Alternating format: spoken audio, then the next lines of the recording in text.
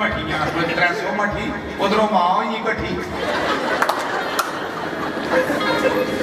मैं क्या होंगे फर्क है भैया हाई आखली अंग्रेजो मठी ठीक है। मैं हाँ चार जी के घरे दिया कि घर नहीं दिया लोगों ने दिखी दी।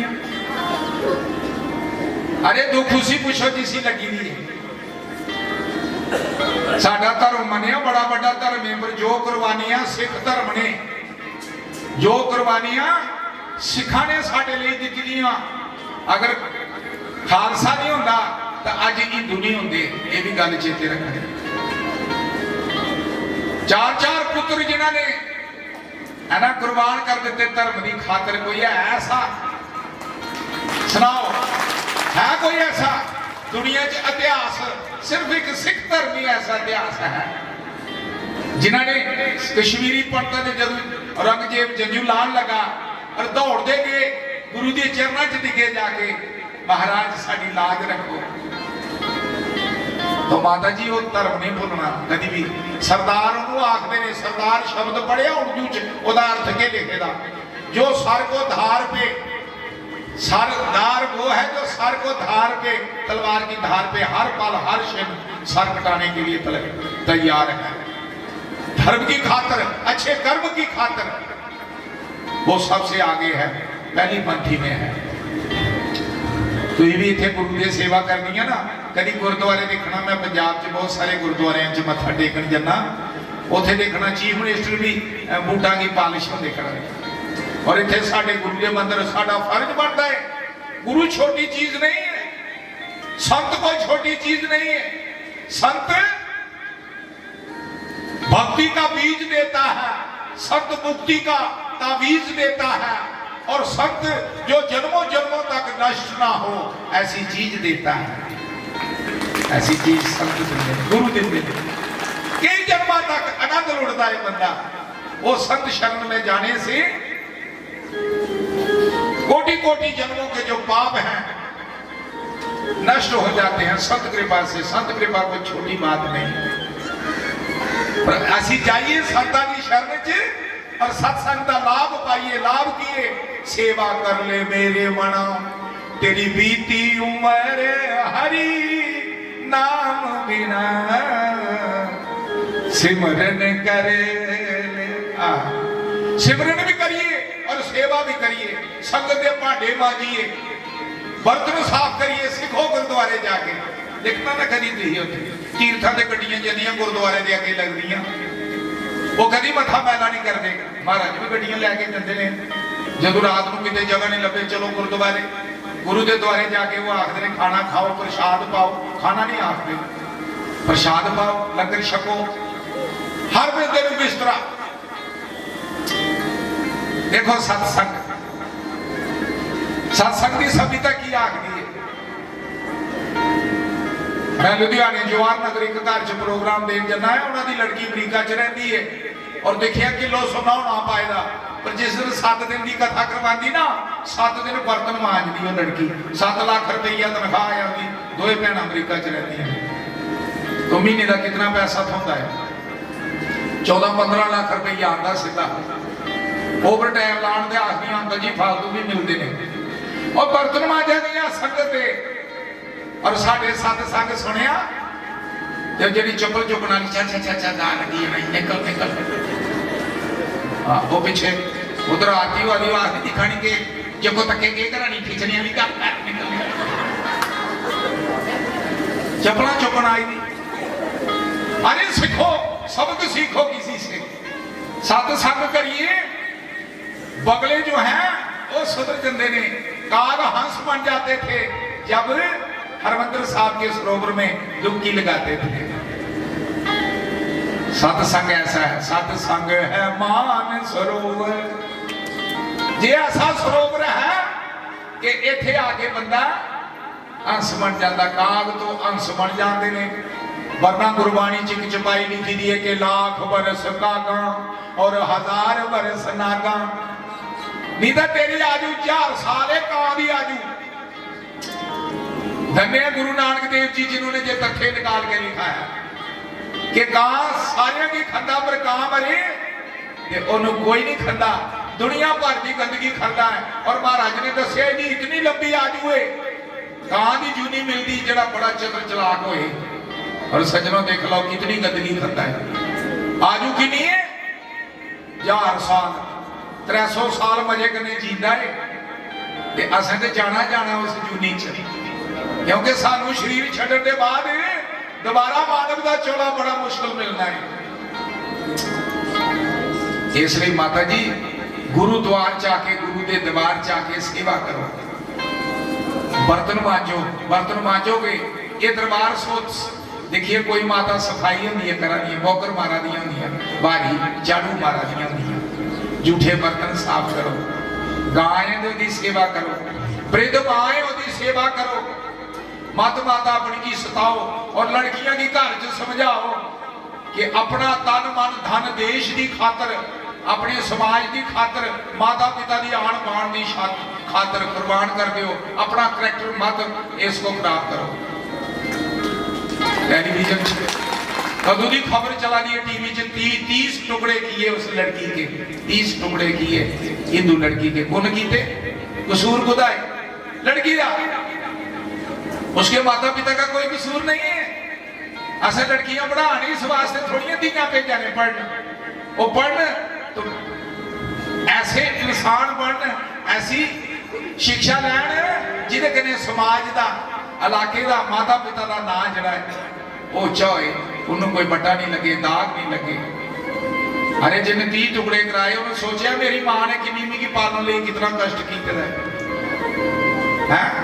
मेरे भराए मेरे किन्नी बारी मैं अपने भरा भी भुलाई उड़े, मां भी भुलाई उड़ी,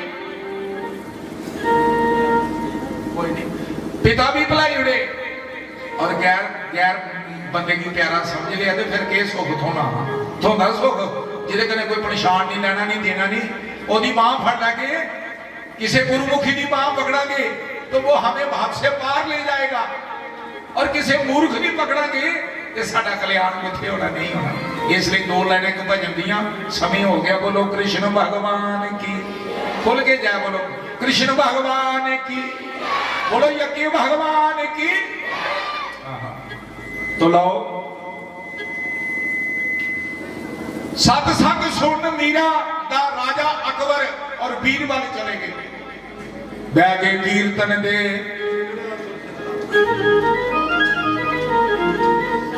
कीर्तन सुनने चलिए।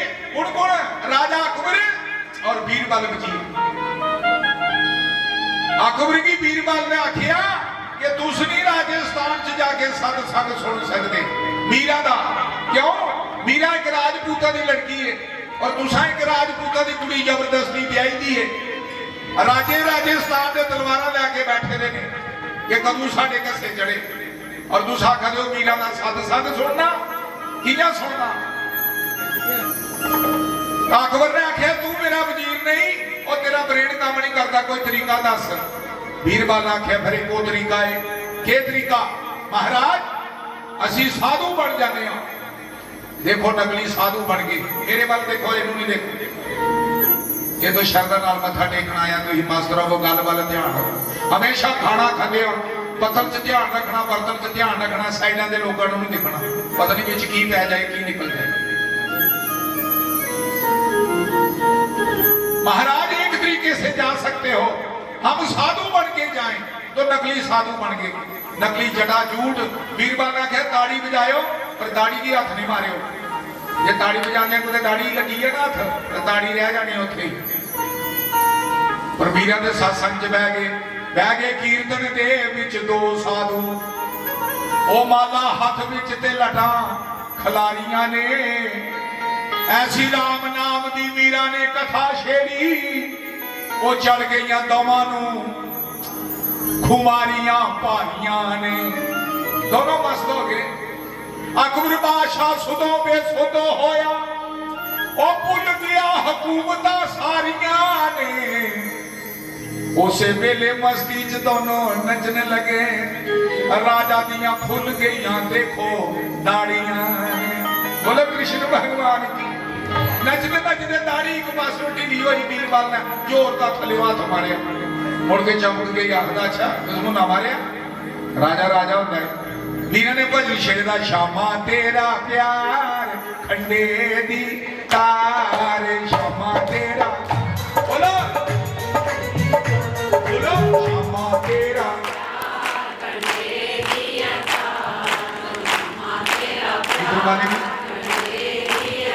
खंडा मैंने तलवार तलवार पर चलना तेरे कने प्यार पाना कृष्णा तेरा प्यार खंडे दी तार कृष्णा तेरा प्यार खंडे दी तार चलना बड़ा गया था चलना बड़ा गया था चलना बड़ा गया था चलना बड़ा गया था ये तिखी तलवार कृष्णा तेरा प्यार खंडे दी तार कृष्णा तेरा प्यार खंडे दी तार हरि बोल हरि बोल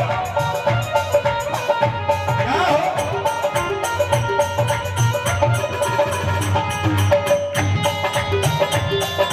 बजाना भैया धूम करके थक गई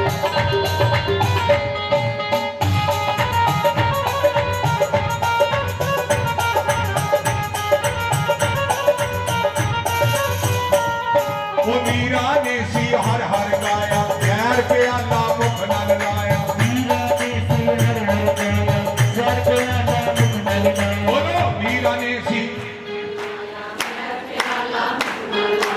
मीरा ने सी हर हर गाया जद ओ मीरा पी मन लागी आगे कृष्ण मुरार कृष्णा तेरा प्यार खंडे दी तार कृष्णा तेरा प्यार खंडे दी तार मोहिना तेरा प्यार खंडे दी तार मोहिना तेरा प्यार खंडे दी तार इधे चलना बड़ा गया फाड़ चलना बड़ा गया ये तिखी तलवार कृष्णा तेरा प्यार खंडे दी तार कृष्णा तेरा प्यार खंडे दी तार हरि बोल ताली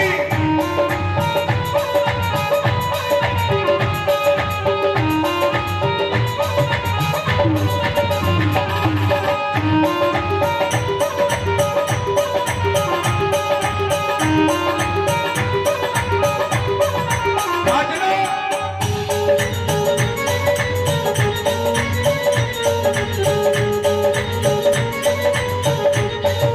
ओ पिता ने प्रहलाद सताया कत्ते खंबे दे नल लाया पिता ने प्रहलाद सताया कत्ते खंबे दे नल लाया जदे ओ खंबा गल नल लाया जदे ओ खंबा गल नल लाया जदे ओ खंबा गल नल लाया जदे ओ खंबा गल नल लाया होया नरसिंह अवतार कृष्णा तेरा प्यार खंडे दी तार क्षमा तेरा प्यार